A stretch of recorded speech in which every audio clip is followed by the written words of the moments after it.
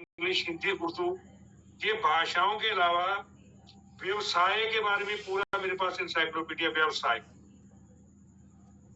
कानूनी भाषा, खेती भाषा, क्योंकि एक शब्द जो होता है ना, एक भी शब्द जो होता है ऊपर नीचे, देखिए सुर 7 होते हैं और रस 9 होते हैं, ना सुर 8वां होता है ना रस 9वां होता है, प्राइमरी ये चीजें।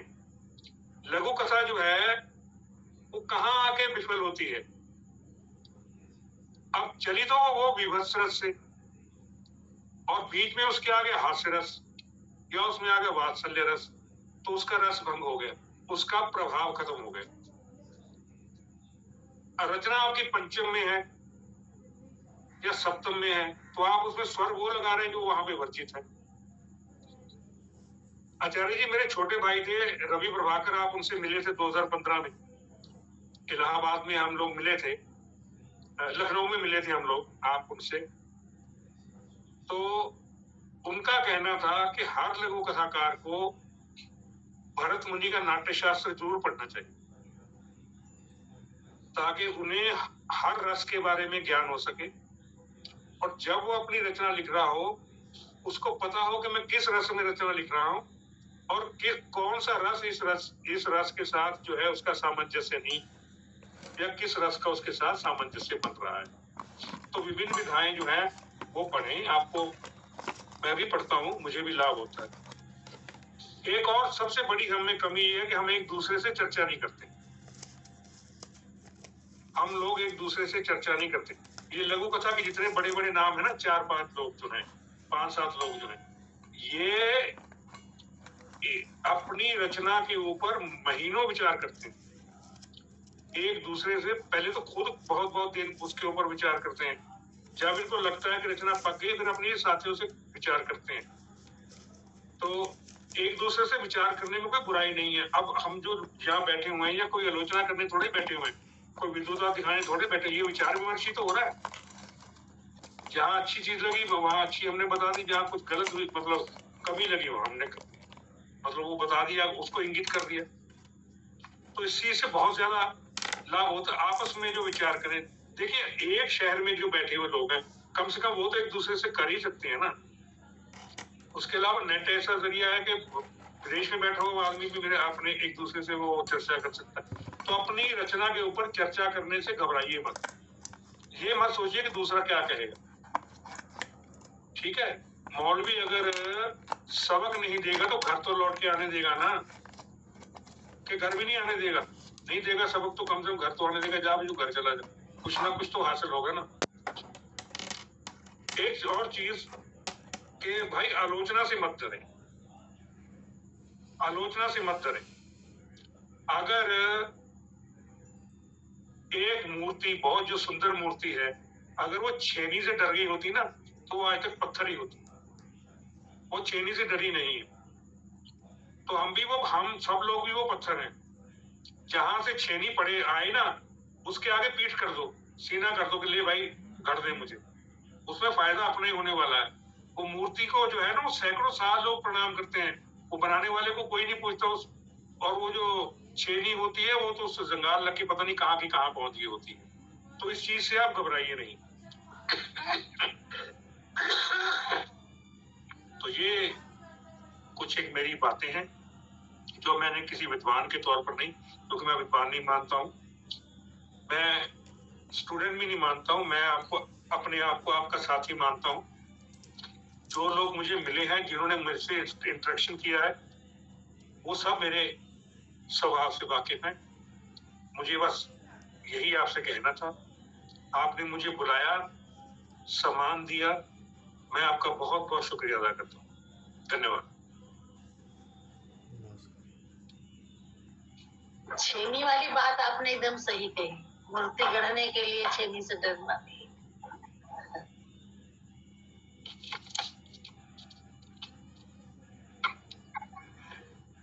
बहुत बहुत धन्यवाद सर, बहुत कुछ सीखने को मिला आज। मंजू जी माइक खोल लीजिए। इतनी निर्भीकता से, इतनी निष्पक्षता से बहुत कम लोग बोलने वाले होते हैं, इसीलिए योगराज प्रभाकर जी को हम बहुत सम्मान देते रहे हैं तो देना चाहिए। बारीकियां बताई। सबसे पहले तो मुझे सबसे बढ़िया बात लगी कि लघु कथा हम क्यों लिख रहे हैं, क्या लिख रहे हैं, क्यों लिख रहे हैं और कैसे लिख रहे हैं। इन 3 बातों पर हम जब अगर गौर करेंगे तो वाकई हम कुछ एक लघु कथा हमारी निकल के आएगी। तो उसके बाद जो सारे रसों का नहीं हम जा रहे हैं, ऐसे हो गया हम जा रहे हैं। कौन सा रस किसके साथ लग सकता है, और नीरव जी से पाइए। हमको जाना है बाद में जाना है। कहाँ जाना है आपको? फिर आप लेके भी तो आइएगा, बहुत लेट हो रहा है, हम लोग को चाय चाहिए। बाकी लोग अपना माइक बंद कर ले। अब मैं हमारे अध्यक्ष आदरणीय आचार्य नीरव जी को मैं आमंत्रित कर रही हूँ कि वो अपना अध्यक्षीय उद्बोधन दें, क्योंकि टाइम ज्यादा हो गया है तो सब शायद लोगों को सबको जाना है। धन्यवाद मंजू जी। लोक कथा के अप्रतिम हस्ताक्षर आज के सुमेर आदरणीय योगराज प्रभाकर जी, लोक कथा कक्ष की संचालिका आदरणीय मंजू सक्सेना जी, संयोजिका आदरणीय अपर्णा गुप्ता जी,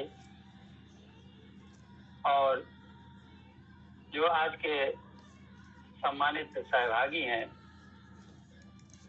वे सभी लोक कथाकार, जिनमें अनीता रश्मि जी, अनीता पांडा जी, निधि गौतम जी, नलिनी जी, पूनम जी, विजय कुमारी मौर्य विजय जी, निर्मल डे जी, रश्मि लहर जी, गार्गी जी, सुषमा जी, नीता शर्मा जी, जिज्ञासा सिंह जी, सिद्धेश्वर जी, उपमा आर्या जी, निवेदिता निवी जी, अपर्णा गुप्ता जी और मंजू सक्सेना जी, आप सभी का स्वागत है, अभिनंदन है।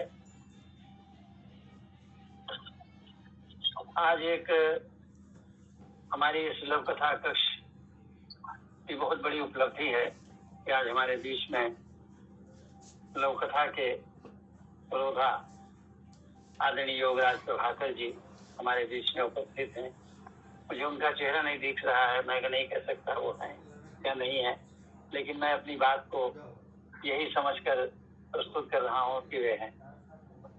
मैं आपको अपना अनुभव आज की समीक्षा में जो आया वो बताना चाहता हूँ। योगराज प्रभाकर जी लोक कथा के केवल अच्छे लेखक नहीं हैं, केवल लोक कथा के अच्छे मर्मज्ञ नहीं हैं, बल्कि जो लोक कथाकार हैं देश के, उनके बीच में एक परिवार के मुखिया के रूप में अपना विशेष अस्तित्व रखते हैं और विशेष उनको सम्मान प्राप्त, जिसका कारण है उनका अपनापन। वो अपनापन आपने उनकी समीक्षा में भी देखा होगा कि वो बातचीत करते हैं तो कितने अपनेपन के साथ करते हैं। उनकी समीक्षा में एक चीज बड़ी आनंददायी है कि जैसे लोक कथा में अंत होता है मारक, एक पंच लाइन होती, आपने ध्यान नहीं दिया होगा, उनकी समीक्षा का अंत भी ऐसे ही मारक होता है, एक पंच लाइन होती है और एकदम समाप्त हो जाती है समीक्षा, वो उसके पीछे अनावश्यक बातें नहीं दिखती। दूसरी चीज है, एक लोक कथा की विशेषता होती है संक्षिप्तता, एक भी शब्द अनावश्यक न हो।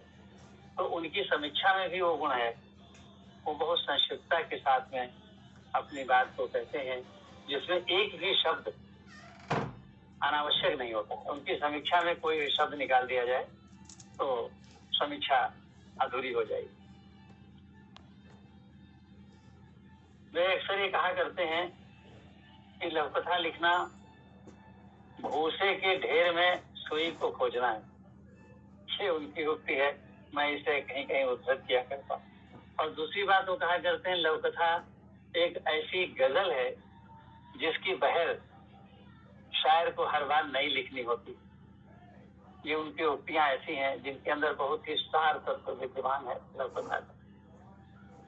मैं व्यक्तिगत बात ये बताना चाहूंगा कि मैंने कभी एक लोक कथा संग्रह तैयार किया था छपवाने के लिए, उसमें 38 लोक कथाएं थी और वो मैंने प्रभाकर जी को भेजी थी। इसकी भूमिका लिख दीजिए। तो उन्होंने मुझसे जब संवाद किया बड़ी आत्मीयता के साथ, वे मुझे आचार्य जी कहते हैं, सम्मान देते हैं। तो उसी सम्मान के साथ उन्होंने अपनी बात कही और आत्मीयता के साथ। तो मुझे पता चला कि जो मैंने लघु कथाएं लिखी थी वो लघु कथा थी ही नहीं, शायद एक आध कहीं गलती से हो गई हो, वो सब लघु कहानियां थी। और उन्होंने मेरा मार्गदर्शन किया। मित्रों, मार्गदर्शन करना बहुत आसान होता है। मार्गदर्शन माने होता दिखा देना इस रास्ते पे जाओ, लेकिन उंगली पकड़ के चलना बहुत कठिन होता है। मुझे याद है योगराज प्रभाकर जी ने, भले ही मुझे आचार्य कहते हो, लेकिन उन्होंने मेरी उंगली पकड़ी और आगे लेके चले। उन्होंने 38 लघु कथाओं की भरपूर समीक्षा की, उनमें संशोधन किया, सुधार किया। या तो सुधार किया या सुधार करने का रास्ता बताया। एक दो नहीं, 38। किसी के आगे रख दीजिए तो कहेगा ना ना भाई, इतना समय कहाँ मेरे पास। और उन सब को मैंने जब सुधारा तो वो लघु कहानी से बदल के लघु कथा हो पाए। फिर भी सुधार करके जो चीज बनाई जाती है उसमें कहीं न कहीं कोई दोष तो रह जाता है। तो वो सब टूटी फूटी लघु कथाएं स्वरा के रूप में प्रकाशित। तो वो मुझे आचार्य कहते हैं, लेकिन सच पूछिए कि मेरे हृदय में उनका स्थान वही है जो लघु कथा के गुरु का होना चाहिए। मैं उनको अपने लघु कथा के गुरु के रूप में हृदय से सम्मान देता हूँ। इसको सार्वजनिक रूप से कहीं सुनाता नहीं, तो आजकल सुनाने का जमाना आ गया है। लोग गुरुजी गुरुजी, गुरुवर गुरुवर, गुरुदेव गुरुदेव कहते हैं और पीछे जाने क्या क्या सोचते रहते हैं और क्या क्या पीछे करते रहते हैं, क्या क्या रचते रहते हैं।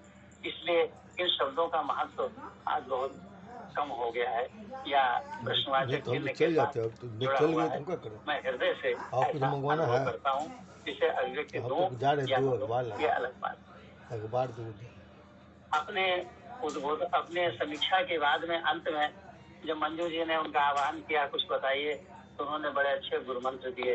वे सभी गुरु मंत्र मैं दोहराना नहीं चाहूंगा, बस कहना चाहूंगा कि हम लोग कथाकारों को वे गुरु मंत्र अपने फूंट से बांध के रखने चाहिए। ये मुहावरा इसलिए प्रयोग किया है कि हमारे यहाँ महिलाओं का ही बहुमत है कथा में, तो फूंट से बांध के रखना तो इस तरीके से अनमोल गुरु मंत्र है उनके, इन्हें हमें रखना चाहिए। जहाँ तक विषय की बात है तो आप थोड़ा सोच के देखिएगा, हमारी लघु कथाएं या तो व्यक्ति पर केंद्रित होती हैं या परिवार पे केंद्रित होती हैं। बहुत थोड़ा सा बढ़ती हैं तो समाज से लघु कथा राष्ट्रीय समस्याओं पर अगले सप्ताह आरंभ होगा। तो हम लोग राष्ट्रीय समस्याओं पर भी अपनी लघु कथाएं लिखने का प्रयास करें, ऐसा मेरा अभी रविवार तक कहानी। इसके साथ में मैं मंजू जी ने मुझे बुलाने के पहले एक शब्द प्रयोग किया कि समय काफी हो चुका है। ये संकेत होता है कि आप अपनी बात को संभाल के ही सामने रखें, लंबी न खींचें, क्योंकि अब हम सर उसी में से होते हैं लोग कथा अपनी। मुझे मैंने आपके उद्बोधन को रखते हुए ध्यान में समय की सीमा बताइए। आपको उद्बोधन पे कोई सीमा नहीं है। हम लोग वंचित रह गए कथा से आचार्य जी की। नहीं, ये किसने कहा कि मैं नहीं सुनाऊंगा? विजय मौर्य जी, ये किसने कहा कि मैं नहीं सुनाऊंगा? आपने कहा था, कहीं खोजना पड़ेगा। खोज लिए होंगे आप। नहीं, ये भी मैंने नहीं कहा। मेरी लघु कथा खोजी हुई रखी है, मैं सुना रहा हूँ, उसके साथ ही अपनी बात को समाप्त कर रहा हूँ। ये लघु कथा टेलीफोन शैली में है। प्रभाकर जी अगर सुनते तो बहुत ही मेरा सौभाग्य होता, लेकिन प्रभाकर जी सुन रहे हैं आपकी। अच्छा, तो दिखाई दे रहे हैं। अच्छा, तब ठीक है। ये टेलीफोन शैली में है। धन्यवाद। ये टेलीफोन शैली में है, जो शैली हमें प्रभाकर जी के माध्यम से ही जानकारी में आई थी। टेलीफोन पे कोई बात करता है तो दूसरे पक्ष की बात नहीं सुनाई देती। दूसरे पक्ष की एक ही आवाज सुनाई देती है, वो होती है प्रारंभ में ट्रेन ट्रेन ट्रेन, अगर उधर से फोन आया है तो। इसके बाद कुछ नहीं सुनाई पड़ता है दूसरा पक्ष क्या कह रहा है, केवल एक पक्ष की बात सुनाइए। इस टेलीफोन की मर्यादा का पालन करते हुए जो लव कथा लिखी गई है उसे मैं टेलीफोन शैली मानता हूं और इसे प्रभाकर जी ने टेलीफोन शैली की ही मान्यता दी है। वो मैं आज इसलिए पढ़ना चाहता हूं कि प्रभाकर जी के आगे आएगी तो एक बार पुनः इसका परीक्षण होगा और वे उन्मुक्त भाव से इस पर अपनी टिप्पणी भी देंगे। देखिए, जब दूसरा पक्ष का समय आता है तो टेलीफोन में सुनाई कुछ नहीं पड़ता, लिखने में डांट डांट बना दिया जाता है। तो अगर हम छोटा सा पाज दें तो पाज में हो सकता समझ में ना आए तो मैं डांट डांट ही बोल दूंगा, इसको आप अन्यथा न लीजिएगा। डांट डांट के माने दूसरे पक्ष का समय, बस उस समय में सुनाई कुछ नहीं पड़ रहा। लव कथा प्रस्तुत है, सुनिएगा। इसका शीर्षक है गांव की आग। गांव की आग। मैं सबसे कहता हूँ शीर्षक 2 बार बोला कीजिए, क्योंकि एक बार में कभी कभी शीर्षक सुनाई नहीं पड़ता है। मैं 3 बार बोले देता हूँ। गांव की आग। Train train train, hello, dot dot, प्रणाम भाभी, कैसी हो, डाट डाट डाट। गजोदर से तो साल भर से बोलचाल ही नहीं है। अरे क्या कहें, प्रधानी की चुनाव में हम उसके साथ प्रचार में नहीं गए तभी। ना भाभी, ग्राम प्रधान होने के बाद वो बहुत दबंगई दिखाने लगा। पिछवाड़े की अपनी जमीन पर उसकी दुल्हन उपले पाथा करती थी, अब उसने वहीं पर बठिया लगाकर छपरिया डाल दी। ठीक कहती हो भाभी, नंग से बचकर ही रहने में भलाई है। सब सहन ही कर रहे हैं हम। अब देखो, अपने पड़ोसी चिरंजी बनिया का लड़का तनिक पढ़ के आ गया, उसके भी पर निकल आए। वह मोबाइल पर पूरी आवाज खोलकर गंदे गंदे गाने बजाता है। तुम समझ सकती हो भाभी, घर में सयानी बिटिया है, कितना बुरा लगता है, खून खौल जाता है साले पर, लेकिन मजबूर। बड़कन्ने मेरी सहायता क्या करेंगे, वे तो खुद ही आगी मूत रहे हैं। ऐसे न कहूं तो कैसे कहूं, पता है अपने घर के सामने जो नीम है ना, हाँ वही जिसमें झूला पड़ता था, उसके नीचे उन्होंने अपने बैल बांधने शुरू कर दिए हैं। अब वहीं पर पूछ की पही लगा दी है, एक टुटली लड़िया भी खड़ी कर दी है, टिका दी है। समझ लो कब्जा हो गया उनका।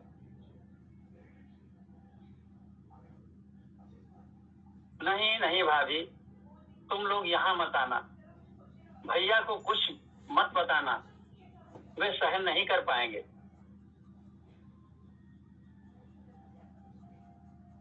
तुम मेरे लिए कुछ करना ही चाहती हो तो इतना करो, अपने आसपास कोई प्लाट या सस्ता मकान देख लो मेरे लिए। सब बेच बांच कर मैं भी जल्दी ही शहर आ रहा हूं।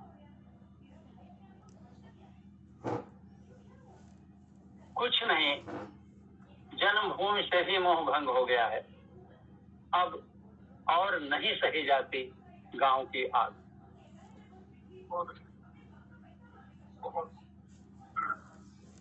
धन्यवाद।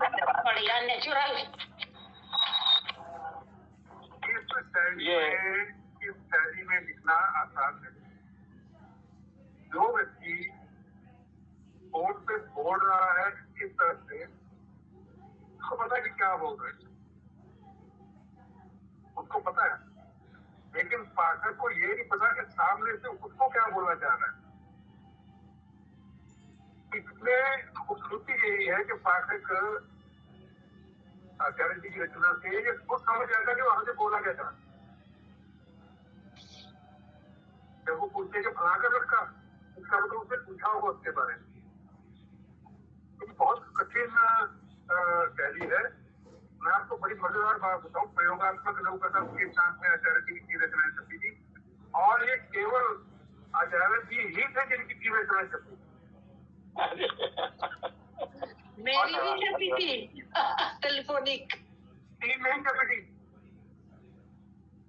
देखिए आचार्य जी की 3 छपी थी। अच्छा। और इसको जो सूचना थी शेखर की थी वो 2 की थी। तीसरी जो थी वो एक्चुअली सरप्राइज था, वो मेरे से गलती हो गई, 3 छपी थी। आचार्य जी बहुत अच्छी रचना, सफल रचना है। अगर लघु कथा कलश के चयन समिति ने इसको अनुमोदित किया है तो इसका मतलब तो दम होगा ना।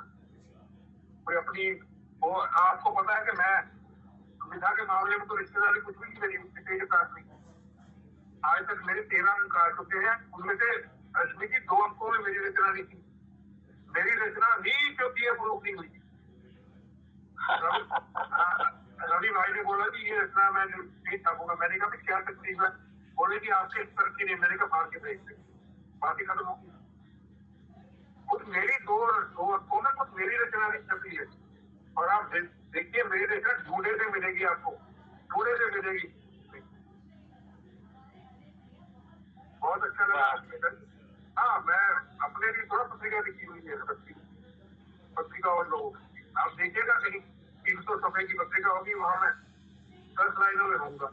वो संपादकीय लिखना मेरा मजबूरी है, नहीं तो मैं वहां भी दिखाएगा। मुझे कुछ शौक ही नहीं किया अपना खुद लिखने की। बहुत बड़ी बात है ये, बहुत बड़ी बात। मैं आपकी समीक्षा से बहुत ही उत्साहवर्धित हुआ और आज ये रहस्य जानकर बड़ी प्रसन्नता हुई कि टेलीफोन शैली में मेरी अकेली ही लघुकथा छपी थी। नहीं, आपके नहीं सर, नहीं अकेली नहीं, टेलीफोन शैली की दर्जनों छपी थी। अच्छा। हाँ, लेकिन आप ही ऐसे लिखे थे जिनकी 3 रचनाएं छपी। अच्छा, 3 रचनाएं छपी थी। जी। तो आपने सूचना असल में हमको 2 की दी थी, आपने ठीक कहा है, लेकिन बाद में हमने देखा कि 3 छप गई हैं। तो ये रचना शायद बाद में चयन की गई और इसे किसी रूप में भी ये रचना पहले ही चली थी। आपको सूचना देने में 2-3 का फर्क लग गया उसको। अच्छा, फर्क हो गया। तो ये मेरा बहुत बड़ा सौभाग्य रहा कि उस संकलन में मेरी 3 रचनाएं छपी, जबकि किसी की 3 रचनाएं नहीं छपी, जिसमें स्वयं प्रभाकर जी जो उसके संपादक थे उनकी रचनाएं देखना दुर्लभ है, आपको नहीं देखने को मिलेंगी।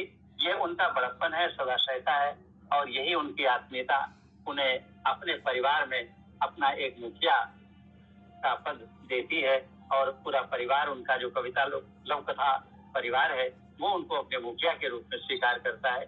उनके मार्गदर्शन को कभी बोझ नहीं बल्कि आत्मीयता भरा एक वरद हस्त समझता है। मैं उनको बहुत बहुत धन्यवाद देता हूँ। वे लघुकथा कक्ष में आए, आज की गोष्ठी को धन्य किया। इसके साथ ही मैं संयोजक, संचालक और सभी सहभागी लघुकथाकारों को पुनः धन्यवाद और बधाई देता हूँ। धन्यवाद। मैं अब नलिनी श्रीवास्तव जी से आग्रह करूंगी कि वो सबको धन्यवाद ज्ञापन लिखे, इस गोष्ठी को विराम दें। धन्यवाद मंजू दीदी, धन्यवाद।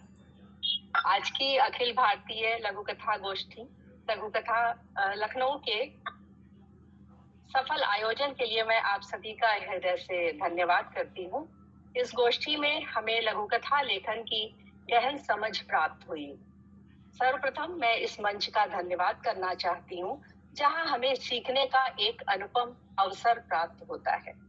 मैं आदरणीय ओम नीरव दादा जी का हृदय से धन्यवाद करती हूँ जिनकी अध्यक्षता में गोष्ठी गरिमा में बन जाती है और हम सभी को बहुत कुछ सीखने को मिलता है। साथ ही रचनाकारों की रचनाओं को आचार्य जी का आशीर्वाद भी मिलता है।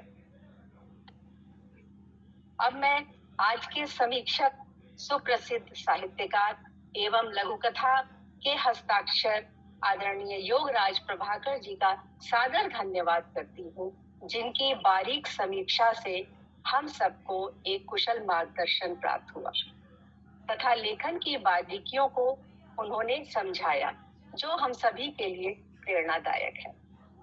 आपने अपना बहुमूल्य समय इस गोष्ठी को दिया जिसके लिए मैं हृदय की गहराइयों से आभार व्यक्त करती हूँ।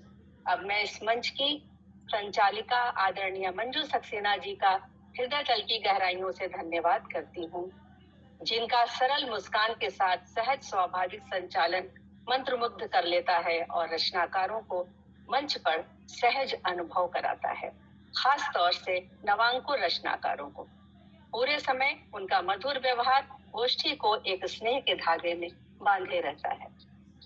इस गोष्ठी की संयोजिका आदरणीय अपर्णा गुप्ता जी का भी मैं सहृदय धन्यवाद करना चाहती हूँ, जिन्होंने इस गोष्ठी का आयोजन इतनी भव्यता से किया और इस गोष्ठी को सफल बनाने में अपनी महत्वपूर्ण भूमिका निभाई। अंत में मैं सभी प्रबुद्ध रचनाकारों का धन्यवाद करती हूँ, जिनकी एक से बढ़कर एक लघु कथाएं थी और सभी प्रभावपूर्ण एवं समृद्ध संदेश से परिपूर्ण थी। आप सभी का पुनः आभार एवं धन्यवाद। अग्रिम गोष्ठी की शुभकामनाओं के साथ धन्यवाद। नमस्कार। विदा, अगली बार मिलते हैं फिर। नमस्कार। सभी को नमन, सभी को प्रणाम, सादर प्रणाम सभी को। नमस्कार। प्रणाम, आभार।